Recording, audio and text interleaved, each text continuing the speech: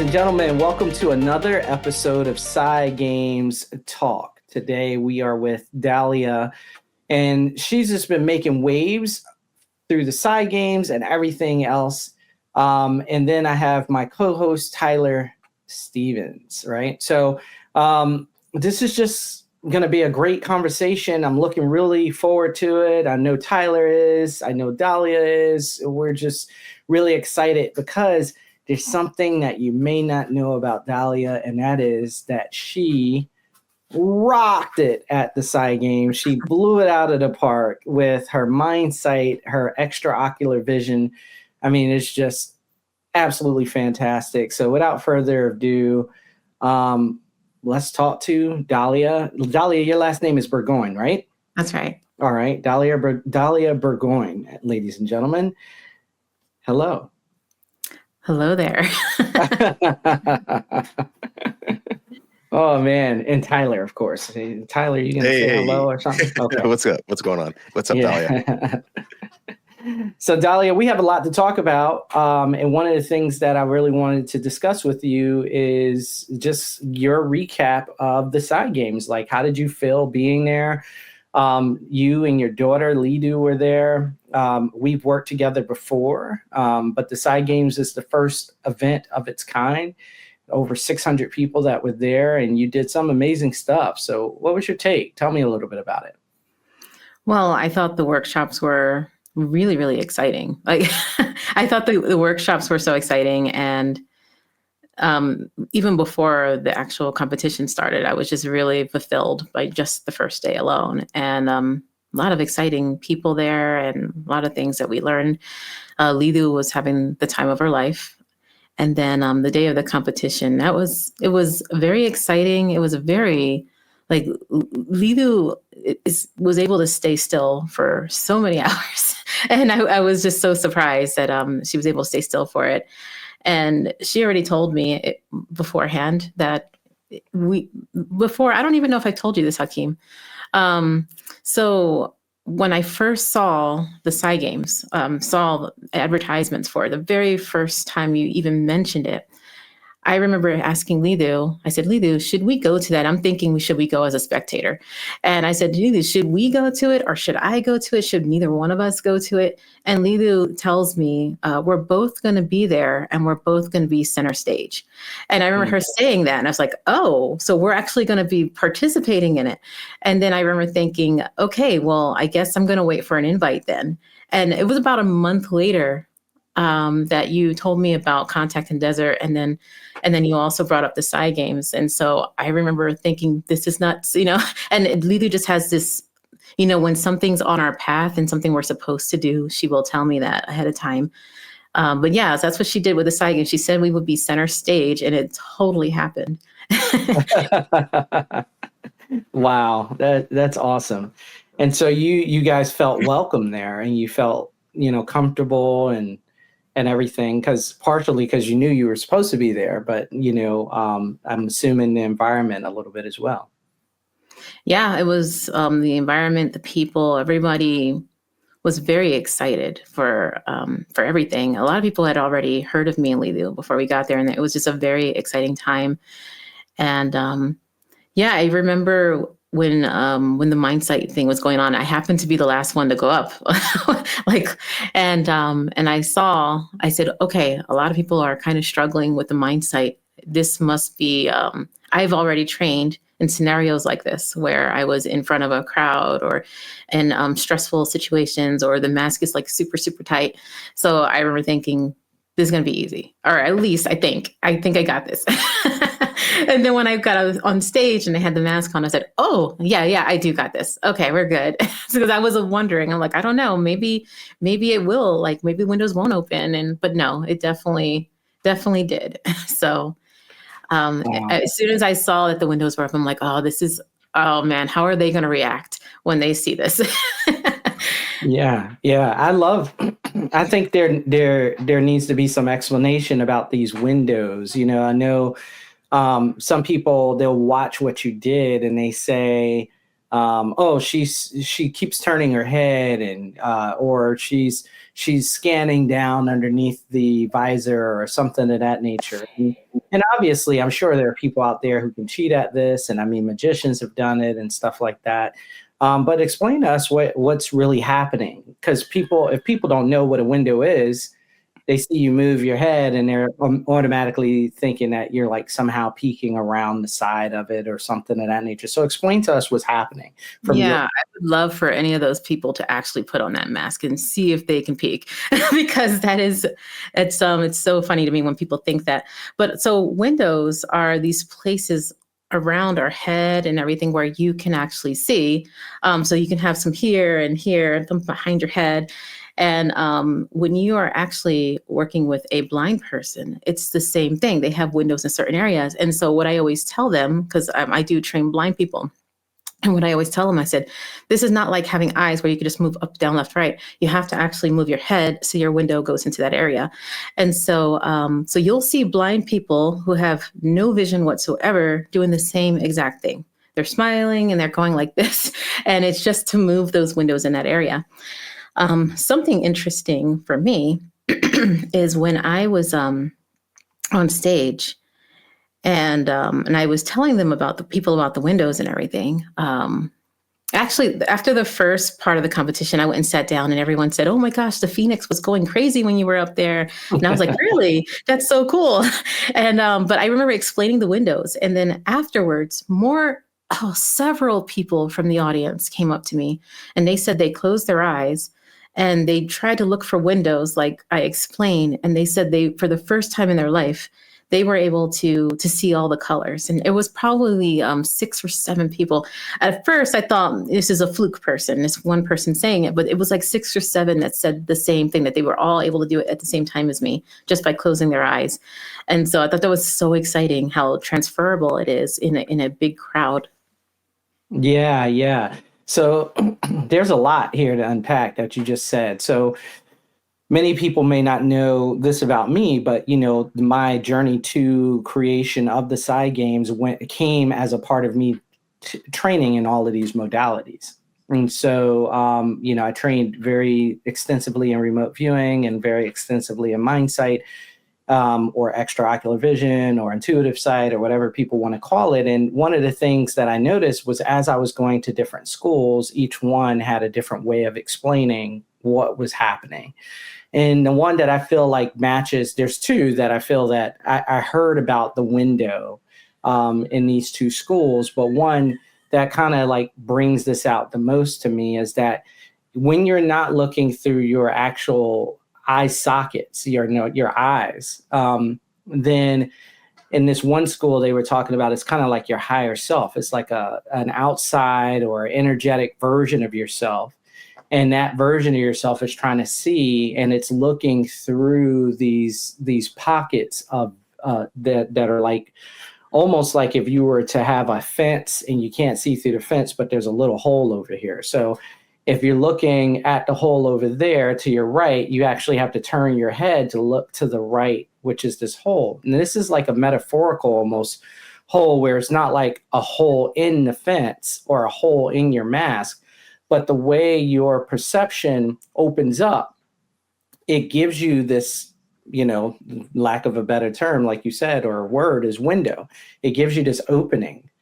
And that opening is allowing your some people will say your pineal gland is somehow connected to this. Some people will say your inner self or your greater self is somehow looking through that pocket.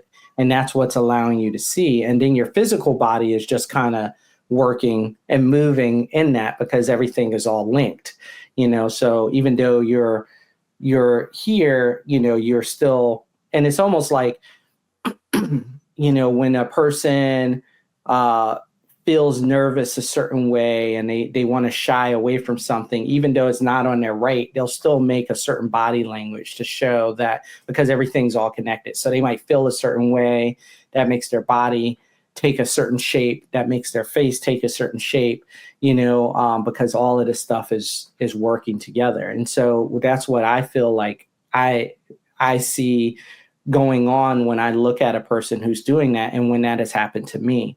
Now, unlike you, I've only had 3 actual instances in my history that in my training where I broke through, where I was like, oh my God, I see everything, you know? And then, but most of the time for me, it's very intuitive where I'll just know what something is, even though I don't actually physically have any type of visual of what that thing is. I just know, oh, it's yellow. Oh, it's this. Oh, it's that. And so, but the times that I have broken through, people who were watching me were like, yeah, you were moving your head and all this stuff was going on. And I'm like, oh man, I didn't even know that. So it's really cool to see this. And we really have to educate the population on it because, like you said, it's so easy for people to just say, oh, well, they're obviously looking through their mask or they're peeking underneath somehow. And they've never even put these things on, you know? Yeah, what's interesting is no matter how many layers you put on or any different mask, you'll have those same openings. It doesn't matter what they are. You might even get even more openings. So that's why I like switching masks because one mask I might notice like one more opening like behind my head will open better, and then it'll transfer to the new one. But yeah, you'll notice it doesn't matter how many layers you put on, you'll have those same exact openings that you're talking about. And that's why I like, working with the blind people, because when they explain it, it's exactly the same thing we're experiencing with the blindfold. And what's fun is once a blind person is seeing pretty well, I always love to just put the blindfold on them too, so that they know, because they do the same thing where they're trying to make sense of it. And so a lot of the times they will think that maybe their eyes are getting better. Maybe like their eyes are getting healed or something. And so I put the blindfold on them. I'm like, look, you can still see. And they're like, oh, wow, I actually can see better with the blindfold. And so yeah, we're gonna learn what's going on here, and I'm so excited to find out what it is. And then there's different types of Mindsight too. There's more advanced layers and levels to it. So in the beginning, like you said, people tend to just know what it is. Sometimes they'll see it in mind's eye. When I train them to see mind's eye first. They're just seeing all the colors in their mind first, and then all of a sudden, the windows start to appear. And the way I explain it to them is that it just becomes more efficient. Your mind is always trying to make it more efficient for you, because in the mind's eye, it's not as efficient. You have to kind of strain to keep it there, but then it starts to become efficient. Like it knows what you're trying to do. But then, like the way I train, you've got to train more, like to see what's going on. So I do train with the mask that covers your face, like it has cardboard in the front, on the sides, and the back, top of my head. So it looks like I have a box on my head. and with that one, I have to it's like I had to start over again. I had to, like, just because it was over my mask instead of under my mask, I had to start over. And at first I was just seeing it looked like mind's eye again. I was seeing colors, and then the shapes, it was mind's eye all over again, where I had to, and then I started to finally see the shapes again. I'm not quite at the level, just because I haven't had time to practice, quite at the level where I can read yet that way, but I can still say the shapes. And I just know how it works. So it's not like something I don't think it can be done. I definitely know it can be done. And then there's also what a friend of mine calls second sight. And this is the one, Rob Freeman's his niece, Danny, she has this one where, she's done it with you. Didn't you have like $100 bill in your pocket or something?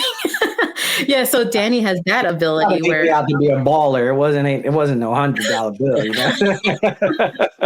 Yeah, so I've actually seen her do that several times, where she kind of she says she's putting her spirit into the person's pocket and seeing what the money is. Or I've seen her do it where it's way behind her, and she kind of lets her spirit come out and look way behind her, and she can see, like, once there was a microwave way, way behind her, and she was able to go back and say what time it was on the microwave.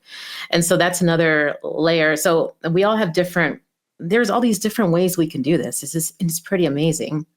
Like, I also, before my windows open and I just saw darkness with the mask, I did that for months, where I would walk around in the darkness, and I got really, really good, and I could see the outlines of everything. So I was able to get around. There was absolutely no pockets of light whatsoever. There's no windows, nothing for 6 months. And but I was still able to get around. I just couldn't read or see colors. But it was almost like and also what was interesting is whenever I would tap on something, I could see it more. And so I remember thinking this has to do with sound, like whatever it is, it's sound that's making me see. And so there's all these different layers to it. And so I've used all of these different layers to help the blind. And it's quite amazing. It doesn't take them very long, the blind, to be able to read. And it's just so incredible. It's been such an amazing year. Yeah. Do you think there's any ways to incorporate other psychic testing into Mindsight? Because Mindsight, to me, is, if you look at Sigh, is probably the newer of all of the phenomenon that have been studied.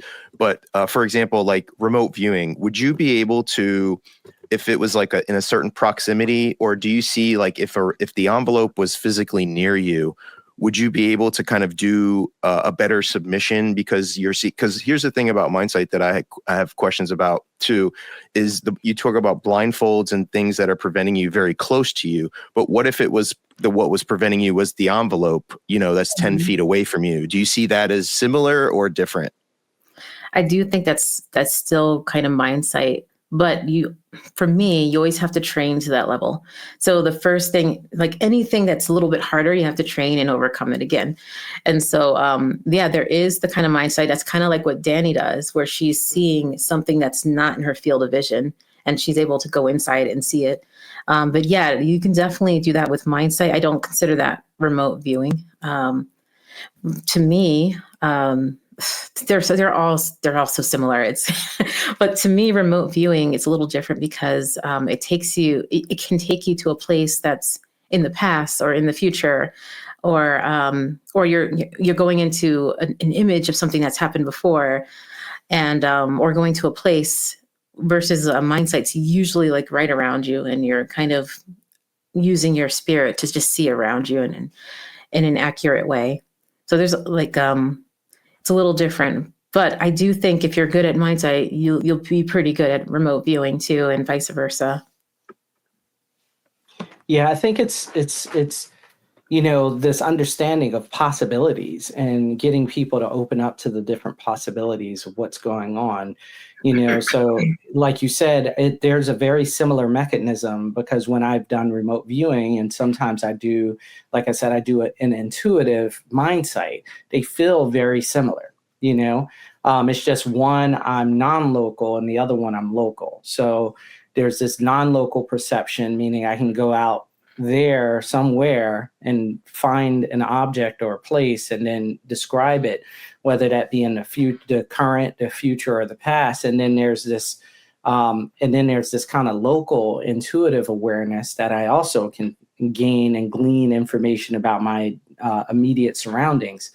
And so, and that switching back and forth, it's like if we were to think about it like vision, it's like far sight and near sight, so some people you have that have very, very poor they're farsighted, and other people are nearsighted. And then there's people who are fine with both of them. And then I think, like you said, sometimes, having this, we working in one, but not the other. And even though they're related, because we haven't actually done the work on the other one, it takes us a little while to kind of get adjusted to it, so that we can really understand that. And I think when people start looking at it like that, it makes a lot more sense to them. Okay, yeah, you got people who have glasses on right now because they can't see very near, but they can see far. And there's people who have glasses on right now who can see far, but they can't see very near, and then there are people with no glasses on, they can do all of it. And so that's one other aspect. Another thing I noticed that happens when I've been with you is that immediately when you start doing stuff to people who can't do it, or you're showing them like, hey, this is what can be done, they want to throw up all these challenges. Like, instead of just being like, oh, that's amazing, they're like, let me put my hand in front of it. Now let me put the car in front of it. now I'm going to call you from a block away and you're going to tell me what's on my car. And and when you're like, oh, well, I have to train for that because I haven't really, oh, you can't do that? I don't understand. Why can't you do it? How do you feel when that happens? Yeah, that's interesting because I always feel like these are people who don't understand Mindsight. They don't know what it is at all. And then they immediately get an idea of how it should work. And then they'll say, well, you should be able to do this. And I'm like, well, that's not how Mindsight works. You kind of have to gradually progress and get to all these levels. And so whenever I'm working with people, the very beginning, I always tell them every 5 minutes that, because they progress really fast, but I'll say, hey, you couldn't do that 5 minutes ago. Like in the beginning, you don't see colors. Like you just don't see anything. You don't even have any light. You don't even see light. The first thing you see is light in Mindsight. And so I'll say, hey, remember, and I'm constantly reminding them, hey, you can't do this. Like I'll purposely show them something that they can't do. I'll show them something, a color or something, and they can't see it. And then in a few minutes when they can, I say, hey, remember just 5 minutes ago, you couldn't do that. And then we'll move on. And like the next thing is usually showing them a shape or something. And then I'll show them a shape. It'll take them so long to get to it. And then they'll finally get to a point where they can see a point of the shape. And then they can kind of make it out by that point. Like, they'll move the card around. Eventually they get to the point where they're not only seeing the shape, but they're seeing because I'm doing all this stuff to progress and make it harder. And they get to a point where they could see like 3 shapes all together. They could see the entire thing. They went from not being able to see it to seeing a point to being able to see the whole thing. I call it nearsighted and farsighted too. Once they're good here, I get them really, really far away, like way, way, way far away. And so I'm constantly reminding them, hey, you couldn't do that 5 minutes ago. Now, like telling somebody from the very beginning that can barely see colors, like, hey, why aren't you seeing this? That's just going to shut them down. Like, luckily, I know how this works. And I've seen it in enough people where it won't shut me down, but it will easily shut someone down. And if a person doubts it even a little bit when they're opening, they will shut down, and it's going to be much harder to get it open because then I have to get past that doubt. And so much of it is mental. But yeah, like we can do pretty amazing things. Like there's people, because I'm the trainer mostly, I can get them way farther than me. And so I have had it where I can get people to do the stuff that they're talking about, where like I've actually done it behind curtains. So that's not an example, but I've done it where people have done it in other rooms and stuff, where I'm holding it up in another room and they can see it. And it doesn't take too long to train. It's just about actually doing the training and knowing you can do it and not having people immediately try to shut you down. And it's not that they're trying to shut you down. It's like, hey, I really want to believe this, but I'm not going to unless you can prove all of these different ways. Yeah, but there is the one thing is being kind of the face of Mindsight, or whenever they find people who can do it really well, because there's not that many people out there that can do it. Like everyone that can is being like, hey, these skeptic groups want to test you in the hardest of ways. I'm like, well, we're kind of like, even though we're the ones that are doing it, we're not at our peak yet, like there's still more I can train to do. But it's like, we're the only ones they have access to. So like all these skeptic groups just want to like test us in the hardest ways. And I'm like, yeah, what you're saying I could definitely do. But like I don't have the time to train right now. Like, for example, like just consistently seeing random generated numbers in another room. I just don't have the time to train for that. But I know I could. So that's kind of where I see that, like what you were saying, people are constantly trying to like test you in the hardest things and think you should be able to do this based on what I'm seeing, and they don't realize it is a progression thing. Yeah.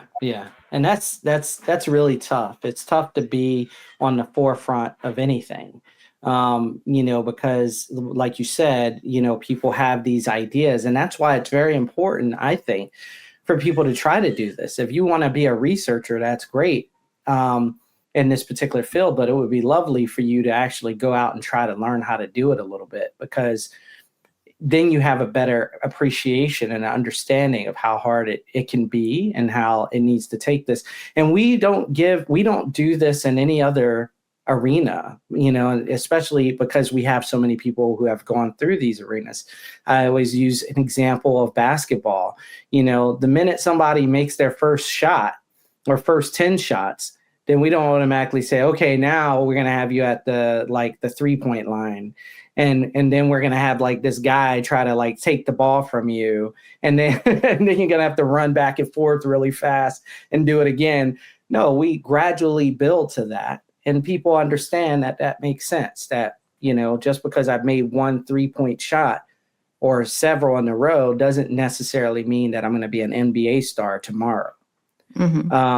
but we treat these abilities very unfairly for people who are breaking in. Now, a lot of people may not know, because what you do is so incredible, is blowing people's mind, that you've been doing this for just over a year now. Is that correct?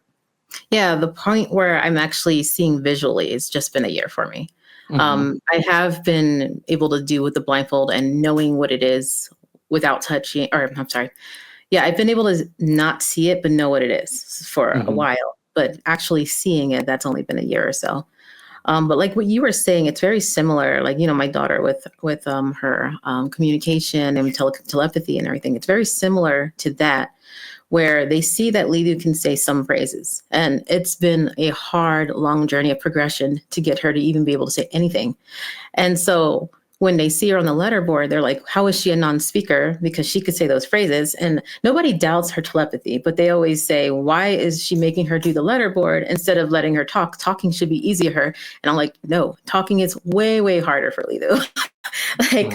And whenever I do have her speak on stage, that's just because she wants to try it, and we want to see if she can. But it's a very, very hard skill.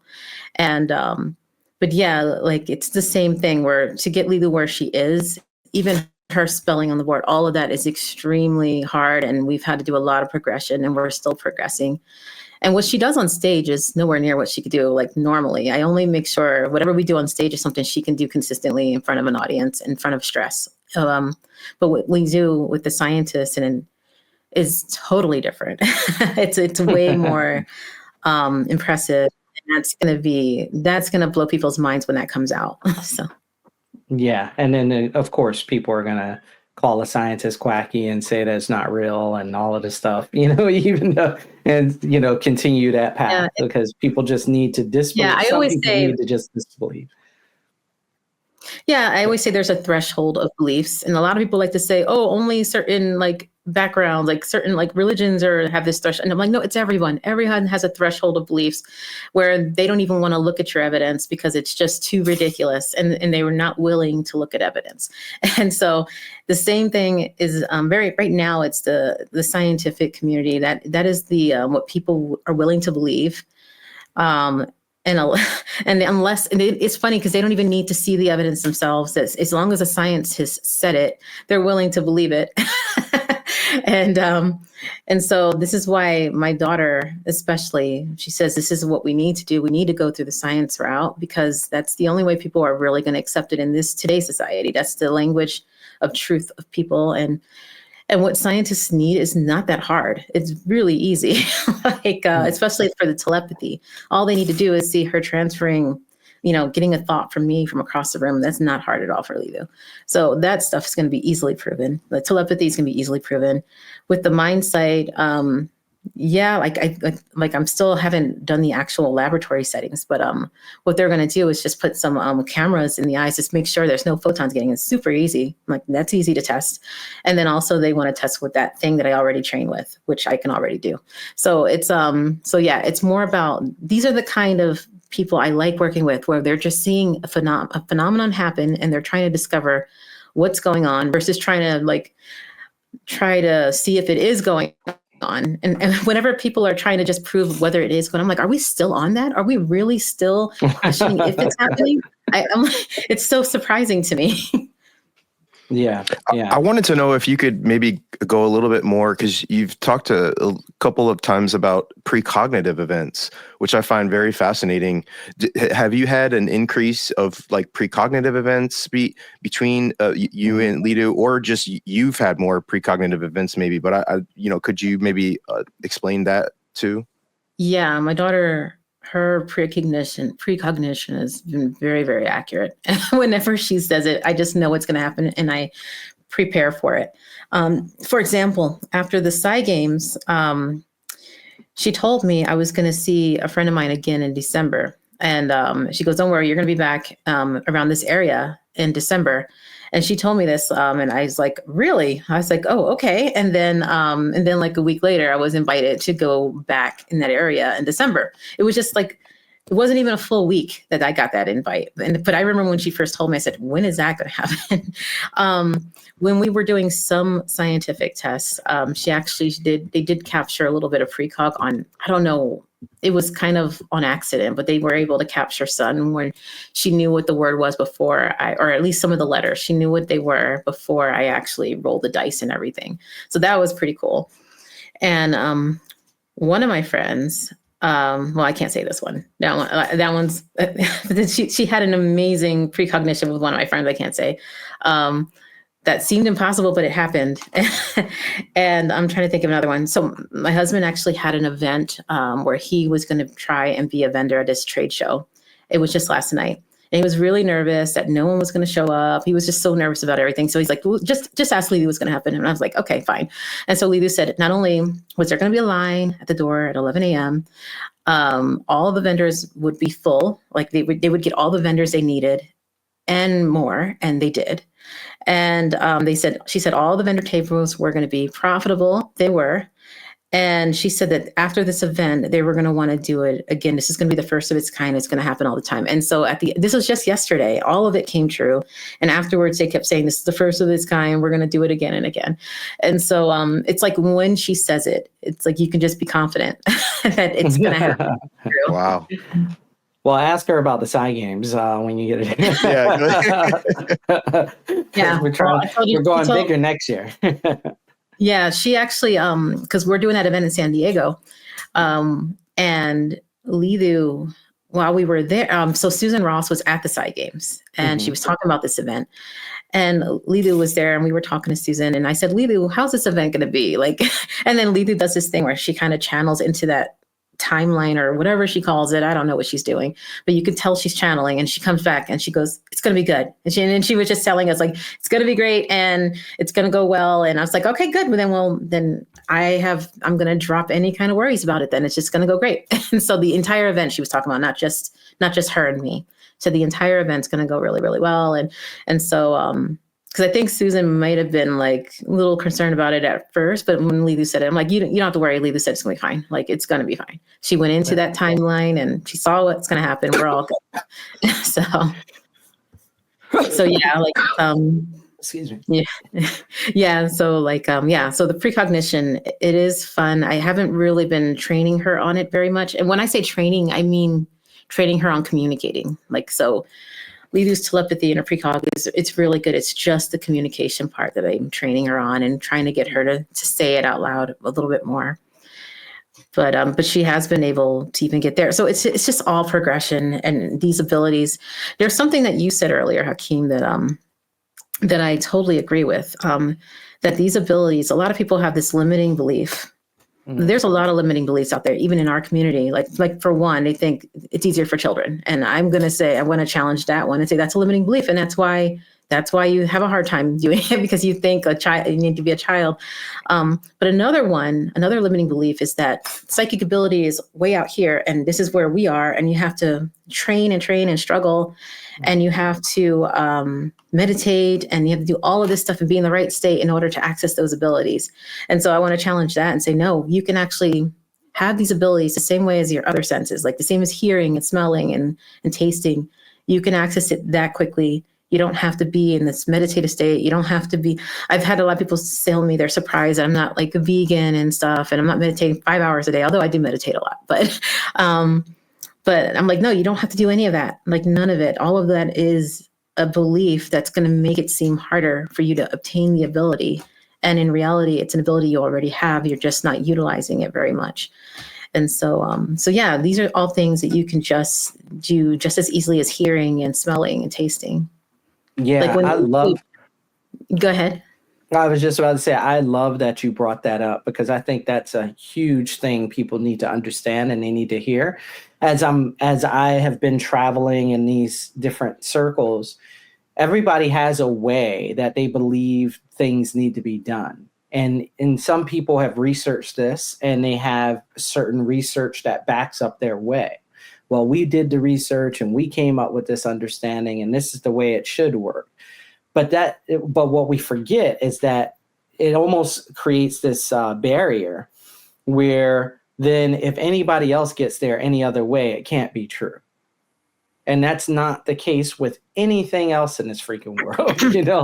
like we have multiple burgers, right? Burger joints, because all the burgers cooked the same way, they taste different if you cook them different ways. We have multiple different types of motorcycles and, Formula One cars. Okay. Are they all made the same? Sometimes people add different technology to these things, even though the cars, the motor is supposed to work this way. There are things that you can do to make it different and better and challenge the way things have been engineered before. And we have to stay open to the possibilities, and we have to challenge ourselves consistently.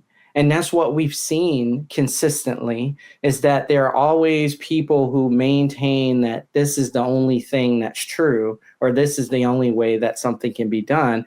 And then there's a person or a group of people who come along and say I'm not accepting that. I am going to try, and maybe I come to the same conclusion, but I'm still going to give it my best shot. And then those people end up breaking the mold and changing the paradigm, shifting the paradigm to something totally different that everybody beforehand thought was impossible. And so I love that you said that we need to start doing that again. That's really what the foundation of the Psi Games is about. And I've caught a lot of flack as the creator of this thing, where people I know, again, I'm in all of these circles, they'll come to me and they say, well, you really need to have remote viewing be like an hour. No, I don't want it to be an hour. I mean, yes, that's great. I've seen that you can get some really good stuff, but we're trying to push that to the next level. It's been an hour, not 2 hours for a long time now. Let's see what else we can do. If we only put like a 10-minute stamp on it, can we get people who are willing to challenge themselves to get some really good information in that 10 minutes, So, yeah, but we researched it this way and it's supposed to be like this and da da da. And it's okay, well, I can point back to ancient wisdom where people would just be like out in the field getting information about where animals were going to be when they were hunting or something like that. They're living it. It's real time in the field, things happening. You can point to ancient stories of different sages and, hunters and medicine men and medicine women and shamans and all these different cultures where they're doing this stuff, and they didn't have these protocols. They didn't have this thing. They didn't have that thing, but they were able to do it. So what that tells me and what that's telling us is, in my opinion, is that, yeah, you may know your way, but that is not the only way. And why not reach out to people and see what is possible and how many, and keep that open mind and that open heart, because people will surprise us. And that's where I think we're running into so many challenges, is people have just closed their hearts. They don't want to hear it. And oh, that can't be real. I've been on this planet for 40 years and it's never worked for me like that. So it can't work for you. And I haven't, that's not how it goes down in my circles. And it's like, no, guys, like if we open up and open our hearts, then maybe there's a whole world of possibilities we don't understand and things that we can do if we're just willing to accept it. So I love that you said that, because I've heard it too. People say, oh, this is just a kid's thing. Only kids can do it. And adults can't do it. And then they see people like you, and then they're like, oh, well, maybe she can only do it. And so she's the only adult that can do it. And then we see multiple adults, and then it's like, oh, okay, so there, we don't know. We know the thing that we know that is possible, I think, is that the impossible has often become possible in human history. Yeah. That's what we know. Yeah, whenever I was wearing the blindfold and I was just going around by senses alone, I remember hearing about the schools in Indonesia and all of these places. And they would always say, like, they would only allow children to be taught. And I remember always thinking, that sounds ridiculous, I'm like, there's no way that I don't have, my brain doesn't have access to do that anymore. And I just never agreed with it. I just didn't try to train in a visual way until until it was known to me. I think Lidu sent them the message telepathically or something, because it became very known that I was supposed to open at this point last year. But another thing was, like what you were saying, my whole life, I've always thought, and because I did figure out a way to get access to like the spiritual helpers, and by going into meditation for 30 minutes and having a question, and then I'll get a glimpse of the answer, and I'll wake up and I'll know it. And so I remember thinking that's the way to do it. You have to do like this meditation and go out of your body, all of this stuff. But Lidu starts doing it in real time with me. Like, she's just like real time. She could talk to all these entities and beings and stuff. And so I said to her, I'm like, Lidu, obviously you're doing something different than me that's more productive or effective. What's the difference? Because I've always thought you got to like lie down and meditate and relax and all this stuff. And she says, yeah, that's one way to do it. But the way I do it is I just go into a state of ecstasy. And so she says, and so whenever you see her doing it, she will get really silly and happy and joyful and laugh and stuff. And she says that's how she does it. That's how she like totally goes out and is able to talk. And then when I call her back and stuff, that's bringing her back so she can communicate it.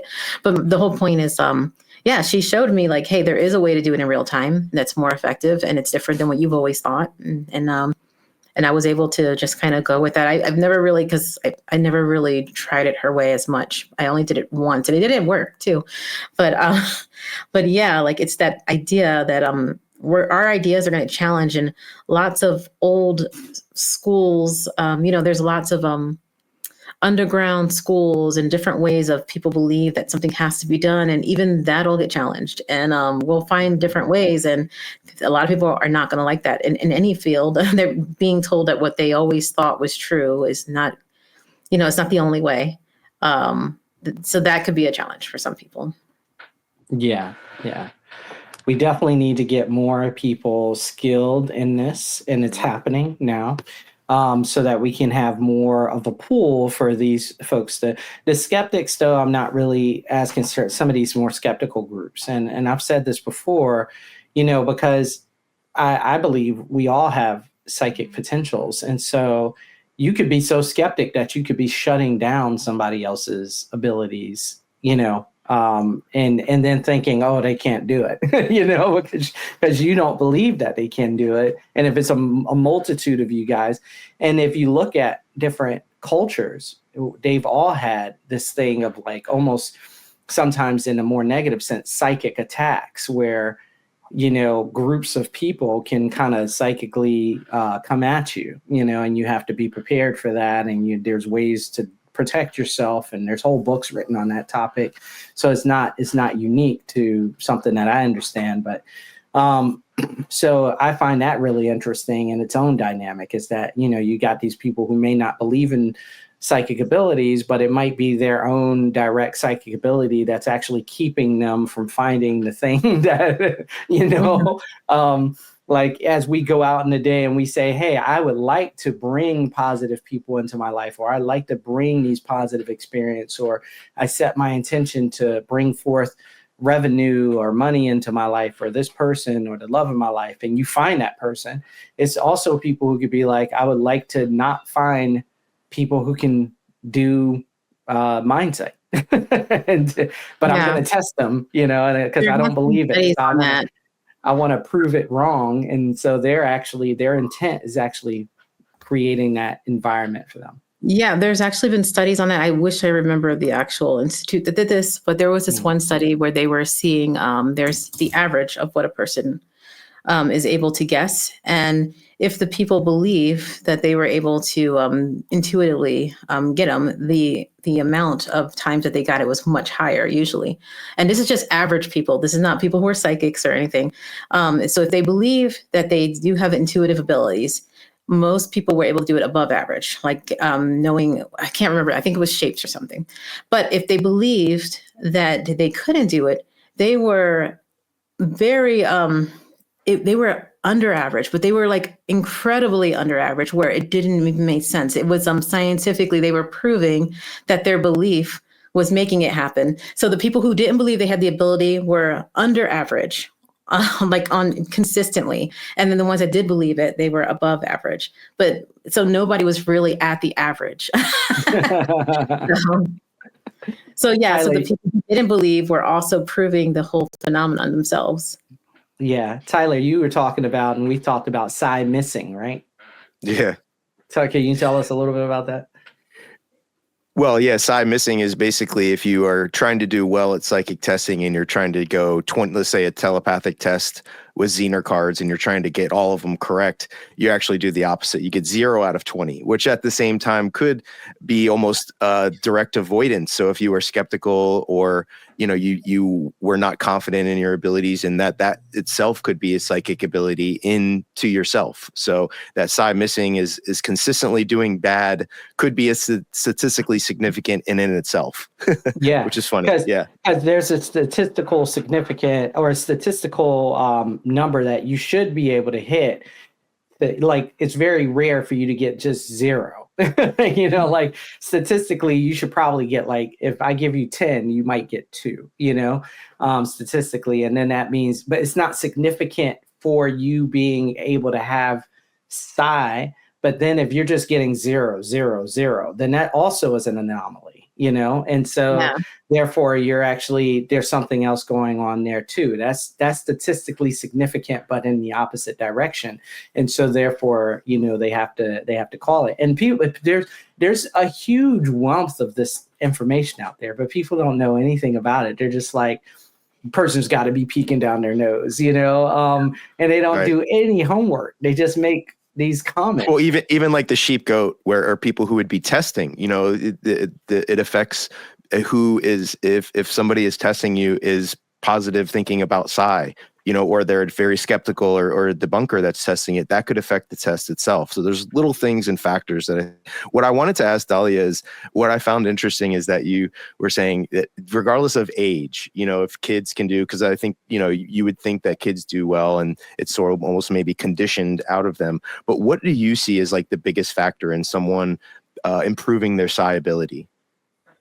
It's all the belief. It's like the method of how you do it is not nearly as important as just knowing you can do it. So if someone just takes my word for it, if they trust me enough, I'm an authority figure, they've seen me do it, and they know it's possible, sometimes it could just be instant. But I can always tell if a person needs more convincing, I need to get around some beliefs, I will offer them something I know that their brain will accept. And by doing that, they'll actually allow it to open. But it's all belief. And I lost my train of thought. But like earlier you were saying, oh man, I lost it.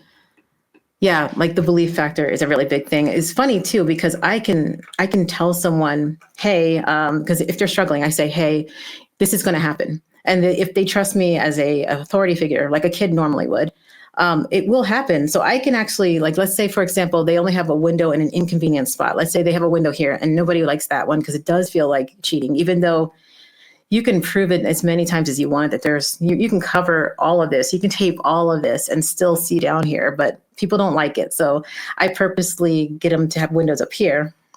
And so I'll say, well, guess what? When I put it right here, you're going to get a window right here. And if they trust me enough, immediately they will get a window right there or right there. It's wherever I tell them, like, hey, there is one right there. Cool. And they just kind of trust it. So it is mostly, it's all belief. There's no mostly. It's basically belief. That's the major point. And so, or I don't even like to say belief because that sounds like there's doubt. I want to say it's a knowing. Like when you know something, then it's going to be possible. And so, yeah, it's incredible how I could just say, watch, you're going to do it twice as fast now. And they will all of a sudden, they can do it twice as fast if they trust me enough. And I usually try to get them to trust me enough. Watch, you're going to be able to see the whole shape now instead of just half of it. Oh yeah, you're right. I can, and it happens that fast. And so a lot of it, what you were saying, Hakim, with more of us coming out there, I don't care about the skeptic groups at all. It's so little on my mind. I just don't care at all. But what I do very much care about is everyone kind of progressing at this ability and having it get out there and it being known. And once more people are doing it and people are progressing, then it's just going to get better. And the skeptic groups do have a part. They are going to help us get better at it. They're going to help us understand why it's going on by testing in all these ways. But yeah, I would like it. they're coming out a little early. I would love it that we have more people that could do it first, but and it's going to happen. Like I think the momentum is getting there where people are seeing what's possible, and because they see what's possible, they automatically, some people can automatically do it. Like those people in the crowd that said they just closed their eyes and saw the colors. And so it's so exciting to see this phenomenon getting out there. Same thing with telepathy. It's just really getting out there. It's so funny because the limiting beliefs that I keep talking about, like I still have it for telepathy because I'm not as good as my daughter yet. And there's still this part of me that thinks, well, she can do it because she's a non-speaker. And that's why she has different brain patterns than I do. And that's why it's easier. And she always tells me, Mom, no, like it's not true. And you can still do it.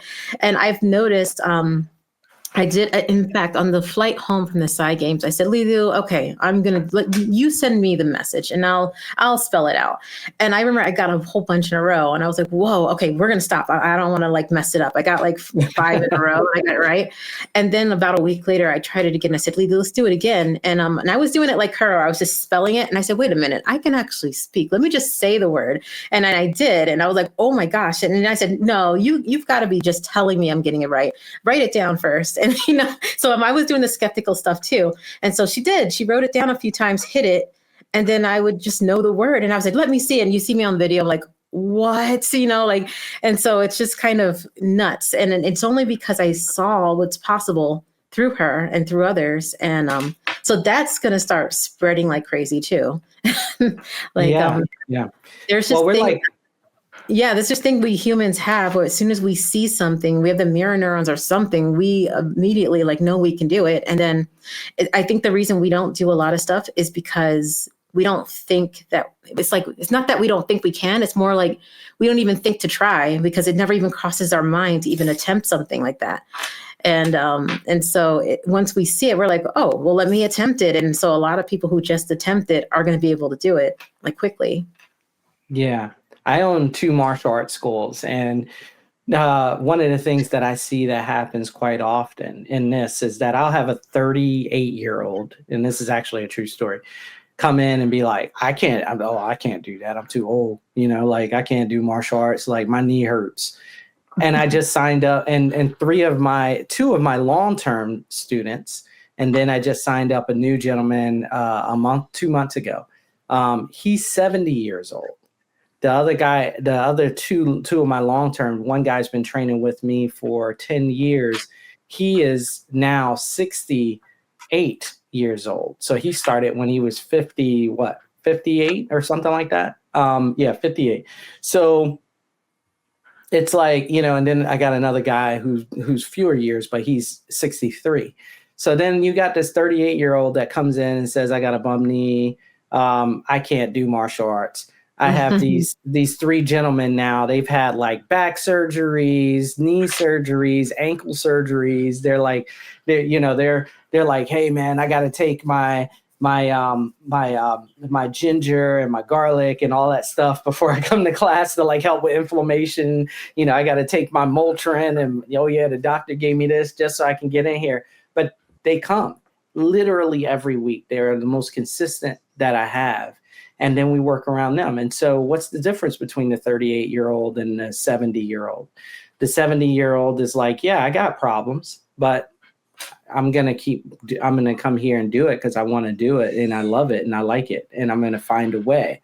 And then the 38-year-old is like, oh, well, I got problems. I just don't want to do it. So it's this limiting belief again. It's this desire to say, and I'm sure so many people who are listening to this can also identify with it, where they will understand that sometimes we have these moments in our life where we're like, I can't lose weight, or I can't do this, or I can't do that. And then just one day you just wake up and something's shifted in you, and then you just start doing it. I don't have time to run in the morning. And then one day you just decide, I'm going to start running in the morning. And then you wake up every day and you're like, well, my schedule's the same. My family situation is the same. What happened? Now I'm running every day and I lost all this weight and I'm doing all these things. And it's like, oh, I just stopped limiting myself. I just decided I was going to do it. And then people do it. So I see that so much being in the fitness and martial arts industry. And I would love to see that also carry over to this, where you're people like yourself, people like Tyler, me, we start actually getting people to recognize the strengths that they have, and that they are, that, you know, that it is us, or sometimes we can be our greatest enemy, where we hold ourselves back from exploring these or growing in these things. Yeah, there was this one guy at the last seminar I did, and we were playing these different games with eyes closed and having to find, like, let's say there's a bunch of cups and one's yellow and the rest are red. And I told him, and he's like, I'm not good at this type of thing. And I'm like, "Oh, you'll be good. Just give me 5 minutes." And so I lead him through this process that I know he would take to. He did insanely good. He picked it up so fast. And I said, all right, now let's do this to make it harder. And so I would, and then he was like, well, I'm not good at that. And I'm like, yes, you are. It's just going to be the same thing. You're just going to get good in 5 minutes. And then he got really good. And then I introduced another game. He goes, oh, but I'm not good at that. I'm like, have you not learned how this works? You're good every single time you get good at it. And he's like, yeah, you're right. And so he started to pick up the idea, like, I actually can, basically, even if I think I'm not good, I can become good. And then, of course, he's like one of the top ones now, like that he was able to open really well. And he's the one teaching other people now. He was so good. But yeah, he was like, he reminded me of the 38-year-old you were talking about, like, oh, I've got this problem. So or for some reason, I'm not good at this specific thing. I'm like, well, if you think that, then that's how it's going to be. But I always just immediately, that's just what I do. I always feel like what I'm actually training people on is getting them past these ideas. That's the main thing I'm actually training people on, just getting them to the point of thinking they can't to knowing that they can, knowing that they are doing it. And so that's what it's all about, is the mindset.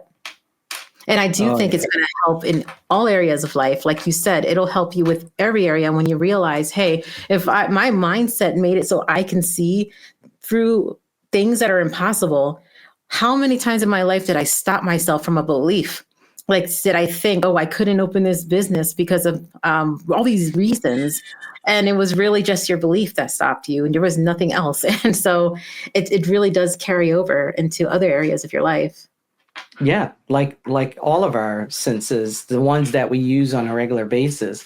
And I had this conversation recently with someone, and I told them, and then I also explained this on a podcast. People will ask me, well, why do I need this? You know, people at my school, because I do teach this stuff to my students, my martial arts students. And I'll say, well, okay, let me put it to you this way. What if I took your eyesight away? Would you feel a certain type of way about that? They'd be like, yeah, I don't want that to happen. Okay, well, what if I took your hearing away? How would you feel about that? No, I don't want that to happen. Okay, so what if I told you you only see a small spectrum of what really is happening in the world? Mm-hmm. What if I told you you're only hearing a small spectrum of what's really being audible in the world? What if I told you you're only smelling a small spectrum of what you can smell in the world? So if you value these senses to the point where you don't want to lose them because they allow you to move and do things freely in your world, what if we took those senses and made them 10, 20, 30 fold? Do you see the value in that now? And this person was right off the bat was like, damn, you good. It's like, it was like, yeah, I see the value in that. Can you package that and put it on the shelf? Because I want to buy it. I was like, no, man, this is all you. So, it's just that. It's that. Like, there's so much that how this can really help us. Like you said, it can just not only build your confidence, it can not only build the belief you have in your own self, but the belief you have in others, your abilities, the things that you're able to do, and how you're functioning in the world. All of that's going to be better. And if all of us are reaching towards and striving towards that, then the whole world would just be a better place, instead of me coming to you and asking you, hey, I feel like you feel bad about something, but I don't know. And then the person's like, no, I'm all right. Meanwhile, deep inside, they have all this stuff going on, and I'm going to talk about a really personal story. This lady just came back to our school. 7 years ago, a lady came in. She was like, my son, something's going on with him, but I'm not sure. He's 13. He's having some challenges. And I was like, oh, okay. So we did a class. He loved it. He was like, this is the most amazing thing. He comes into the room. We ask him about it. He's like, I want to do this. I want to put everything into this. I want to sign up. She was like, I know you've been struggling. Maybe we can go home and talk about it, and we'll also get you signed up. Signed him up. And unfortunately, within the next 3 hours, he goes home and he, takes his own life. And so, and it was so she called us up a week later because we hadn't seen her and we had been calling. And she was like, yeah, this was what happened 3 hours after we signed him up. And he had this very amazing experience. He did this thing. And I was just like, wow, what would it be like in a world where a person who's telling you that they're okay, you can really, truly know. You can really deep down inside understand and be there for them, and communicate with them. You're telling me that, but I can feel and I can see things that I can see behind the veil. I know you're not okay, and I'm going to be here with you. That takes it to a deeper place, but I think, from all the way to making the decision on what school you want to go to, or if you want to start a business, to all the way to being able to save someone's life, this has true value because it really connects us to the inner and most deepest ways that we can be connected as a conscious entity unified with other conscious entities to make up the pool of what we know of as consciousness, So anyway, I'm sorry. Totally. It was just flowing out of me. So sorry about that. It happens sometimes with me. Oh no, totally agree. And I do feel that it's really nice that my daughter we have access to the same information. And but something that you said earlier, the whole visual thing, how we only see it's like we only see 5% of the visual spectrum. So that is the majority of stuff that's right in front of our eyes, we do not see. It's kind of like crazy when you think about how little our senses are actually picking up. And when I work, it's so crazy to me also, when I work with people, how quickly they can pick these senses up. And it's just about them practicing a little bit and then the brain adjusting, saying, oh, I need to make this more efficient now because this is what she's doing now. And all of a sudden, you're able to know things in ways that you previously thought were impossible. So one of the things I always do, especially with someone who starts off extremely skeptic, what I like to do is I say, just sit down and have the experience, because if like explaining it's never going to work with that person, like they're way too analytical. And so I just say, sit down and have the experience. And so put on the mask, and then I will purposely find a window. This is when we're actually at the window stage. I will purposely find a window that is in an illogical place. And so I'll be behind them, and then I'll purposely progress them. They're not even knowing what's going on. They're just telling me the colors, thinking they're peeking in some way. They might think they're peeking from here or something. Who knows what they think? And so I'm behind them, and I get to a point where I'm like 10 feet behind them, and I'm going like this. And then when it's consistent, maybe 5 times in a row, I make sure I have witnesses. I always say, all right, go ahead and take off your mask. And they're like, what the? And that's always the reaction is, what the? And they're like, the whole time I thought I was looking here, and how? And so once so those people just need the experience. And then when they say, they're like, okay, I get what you're saying now. I have no idea how this works, and I'm going to stop trying to understand it. I'm just going to actually experience it instead of trying to understand it. And so like you go from a place of doubt to actually having the experience, and then that experience becomes your new reality. Like, well, this is reality because I've experienced it. And then you start to create this new reality where instead of trying to figure it out, how all these different ways that you're doing it, it's just becomes, the answer just becomes mindsight or extraocular vision. That's how it's working. And so once you get to that stage, then you can really do amazing stuff when you know it works because it's extraocular vision. Then you can like push really far. Yeah. Tyler, you have anything you want to say before we get out? We had a great conversation. I don't want to keep it much longer, so. No, well, I do have to do my typical alien question, if that's okay. But I've actually been very curious on experiences with non-human intelligence. So whether it's like out of body or going to the hill or that sort, have you or Lidu or people that you've worked with or trained, have they had any experiences with non-human intelligence? Very much. But Wow. I'll just tell you about the very last one. So okay. So we did this seminar in Mount Shasta just last week. And we kept going into the mountains and going into the woods. And for the first time ever, did we see these little lights like showing up on our hands in the trees. And sometimes they were pink and sometimes they were blue. And not only would I see them, I would feel them. And everyone around me, sometimes I would just feel them and they would see them and vice versa. And I'm like, whoa, what is this?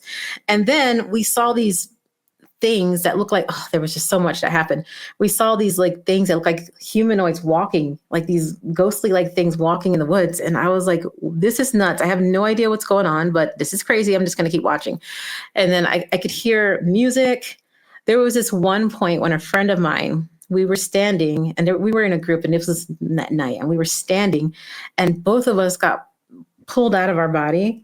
And we both looked at each other out of the body. We were like really high up and he like falls to his knees in his body. And I was like, holy. And then they came over to him. They said, are you okay? He goes, yeah, Dalia and I just went up there and we saw each other. And we were like, that is so nuts. And so I went home and then I told my daughter like, oh, I didn't even tell Lidu. Well, she has access to everything. So Lidu was like, oh, when you were in the woods, you saw entities. And I said, entities? And I said, what was going on? Because a lot of people thought those were fairies and stuff that we were holding. And Lidu just said, like, everybody has a different name for it. But she goes, those were entities. And they saw that you were, she basically said they were testing us. And when she means testing us, they were helping us to see better. She said when they knew our intention was to see, and this was the one place we were going to allow ourselves to see. So they started to show up so that we could see. And they were working with us basically to help us to see. And so I thought all of that was so interesting. I'm like, she's right. I wouldn't have been open to seeing anything like that at my house or something. But there I was open. And so basically she was saying, yeah, they were helping you. And so I thought that was really interesting to get her point of view. And again, I didn't even like bring it up to her. She brought it up. But that happens a lot when I go on these trips. When I come home, she tells me lots of insights of stuff that I may not have noticed, or she'll add to the conversations I've had. Oh, when you were talking to this person, blah, blah, blah, blah, blah, So it's just really fun to have that kind of that's my reality, is the one with Lidu where she has access. But yeah, so Lidu, she talks, oh my gosh, Lidu has access to like all kinds of different non-humans, like people who are human-like things, or humans that have not been born, humans that had already passed on, beings that are like not human at all, like, or, like angelic beings and dark ones too, but also like what we would call like ETs and UAPs. She has access to those too. And I didn't even like think much about, like, I was never in that realm at all. And never in that field. I didn't disbelieve, but I just never thought about it. But she is the one that brought me into that stuff just by talking about it. So yes, lots of access. Amazing. Thank you for sharing. Mm-hmm. Well, thank you, Dalia, for being with us on this show and being such an amazing force for growth in this space. And you will be back at Psi Games 2026, even stepping it up a level, where this year we're going to have the peg board, in which we're going to show at the beginning of this video, the peg board, but we're also going to have a black piece of construction paper in front. So make sure that you're practicing for that, and have everybody ready for that addition. And is there anything you want to let us know on your way out? Yeah, maybe you can also add a game. This is just my suggestion, but add a game where we're seeing backwards too, just for fun. So seeing things behind you. Yeah. Oh man, maybe that's like Nice. the high level championship, Yeah, Yeah. colors behind us. That would be a fun one to do. So. Oh, I love this. Okay, maybe we could do that. Let's see.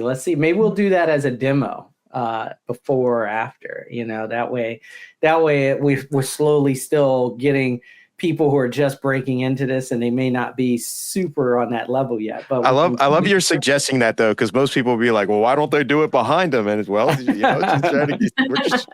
the one suggesting it. So yeah. Oh man, this was a beautiful conversation. I thank you very much. Thank Tyler for being the co-host. Thank you, Dalia, for being here and sharing this Psi Games Talk with us.